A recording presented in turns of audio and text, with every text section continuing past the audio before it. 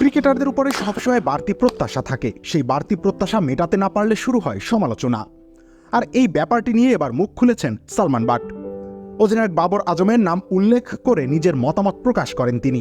সেই সাথে অবাস্তব প্রত্যাশার বিষয়কে বিদ্রূপ করতে মাইকেল জ্যাকসনের কথাও বলেন তিনি।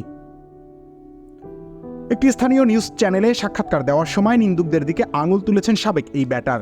শুধুমাত্র স্ট্রাইক রেট বা একটি ফ্যাক্ট বিবেচনা করেই অনেকে সমালোচনা করেন, যা মোটেই পছন্দ নয় তার।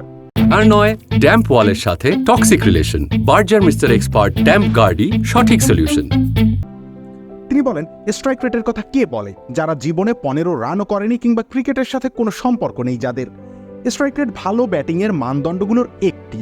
ব্যাট করতে করতে এমন একটা সময় আসে যখন আপনি প্রতিটা ডেলিভারিতে আক্রমণ করেন, সে সময় আসলে স্ট্রাইক রেট গুরুত্বপূর্ণ হয়। সাবেক এই অধিনায়ক প্রত্যেকের অনন্য প্রতিভার কথা তুলে ধরেন। তিনি বলেন, প্রত্যেক ব্যক্তির নিজস্বতা রয়েছে। ওয়াসিম আকরাম শোয়েব আক্তার ছিলেন না, শোয়েব আক্তারও ওয়াসিম আকরাম ছিলেন না। আপনি আব্দুল কাদিরকে সাকলাইন মুশতাক বা সাকলাইন মুশতাককে আব্দুল কাদির বানাতে পারেন না। এই ডানহাতে আরও যোগ করেন, সাইদ আনোয়ার যা করতে পেরেছিলেন জাভেদ মিয়াঁদাদ তা করতে পারেননি। একইভাবে জাভেদ মিয়াঁদাদ যা করেছেন সাইদ আনোয়ার তা করতে পারেননি। এরা সবাই নিজস্বতার কারণেই কিংবদন্তি হয়েছেন।